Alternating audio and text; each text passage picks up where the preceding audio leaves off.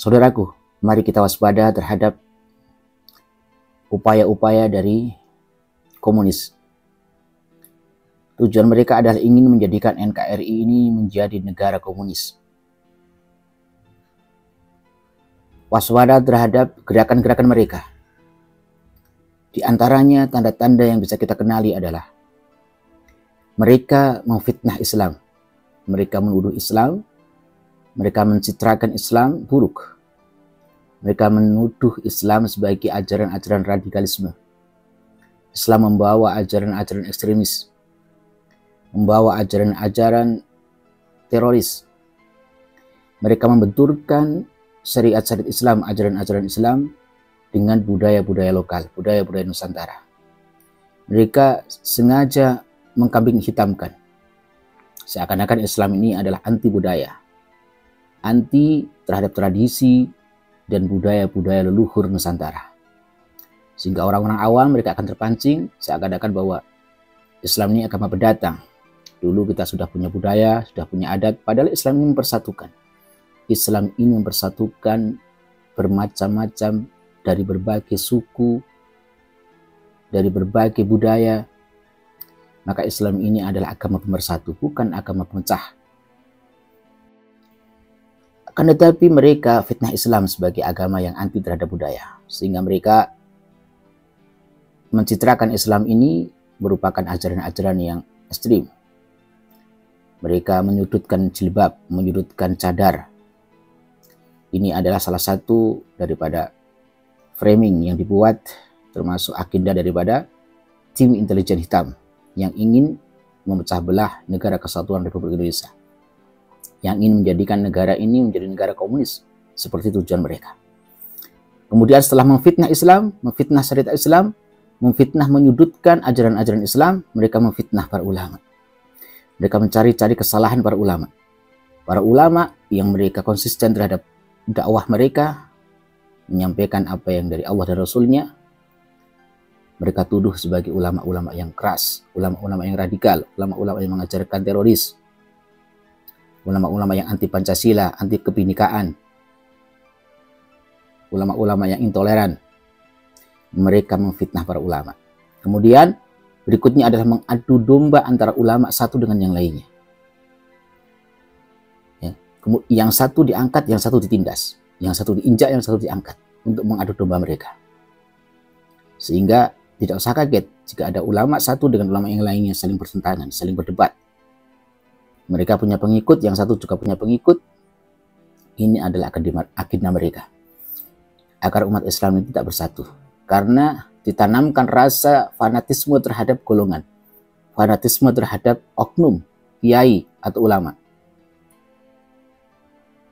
Kemudian selanjutnya adalah mengadu domba Islam. Islam diadu domba dengan agama lain. Islam yang merupakan agama mayoritas di Nusantara ini diadu domba seakan-akan Islam ini anti kebinekaan. Islam ini tidak toleransi. Islam ini menindas, ajarannya menindas. Framing mereka begitu. Kemudian memunculkan istilah pribumi non-pribumi. Ini yang sangat sensitif sekali. Mereka memunculkan istilah pribumi non-pribumi. Maksudnya ada apa? Agar orang-orang awam, orang-orang yang mereka tidak belajar sejarah, atau memang mereka awam terhadap ilmu-ilmu agama, yang dangkal akidahnya, dangkal pemahaman ilmu sejarah dan juga ilmu agamanya. Mereka akan terpancing dan terprovokasi. Seakan-akan, iya betul, sebelum ada Islam ini, kita sudah punya budaya, kita sudah punya adat, kita sudah punya tradisi yang harus kita jaga. Dan seakan-akan Islam ini anti terhadap tradisi-tradisi leluhur. Ini adalah salah satu framing upaya yang dilakukan oleh kelompok tim intelijen hitam ini untuk mengadu domba antara pribumi dengan non-pribumi. Istilahnya antara pribumi dan non-pribumi ini dimunculkan istilah itu. Seakan-akan mereka ini sebagai orang-orang non-pribumi yang ada di Indonesia ini, seakan-akan mereka adalah orang-orang yang wajib untuk kita usir, yang tidak pantas hidup di negara kesatuan Republik Indonesia ini. Ingat bro, di negara-negara luar sana, ada di Malaysia, ada di Singapura, ada di Taiwan, ada di Hong Kong, ada juga di Amerika, di negara, bahkan ada di Timur Tengah, ada di Yaman, ada yang di Mesir. Banyak orang-orang Indonesia yang berada di sana, saudaraku. Kalau mereka juga mengistilahkan, menggunakan slogan seperti itu, habislah saudara-saudara kita, orang-orang Nusantara, orang-orang Indonesia yang ada di luar negeri. Jangan rasis, jaga mulut kalian, jangan rasis. Jangan mentang-mentang kalian ini orang Nusantara, kemudian seakan-akan kalian ini merasa sangat berjasa terhadap negara ini. Kalian ini mungkin terlahir, Indonesia sudah ada. Indonesia sudah berdiri. Tidak pernah ikut berjuang. Siapa yang tahu? Mungkin keturunan, nenek moyang ataupun kakek-kakek atau leluhur-leluhur daripada kalian yang kembar-kembor yang sok merasa pribumi. Dulu saat penjajah ada di Nusantara ini, saat orang-orang pribumi, orang-orang Indonesia ini melawan penjajah, siapa yang tahu bahwa orang nenek moyang ataupun kakek-kakek ataupun leluhur daripada yang sekarang teriak-teriak sok paling pribumi ini, mungkin saja dulu kakeknya menjadi bekundal, jadi jongos daripada penjajah. Jangan sok merasa punya jasa di negeri ini. Negara ini sudah berdiri, negara ini sudah diatur oleh konstitusi, diatur oleh undang-undang, oleh hukum. Apa yang kalian ucapkan harus berdasarkan hukum, tidak rasis. Ya. Siapapun berhak untuk hidup di bumi Nusantara ini, selama dibenarkan oleh undang-undang.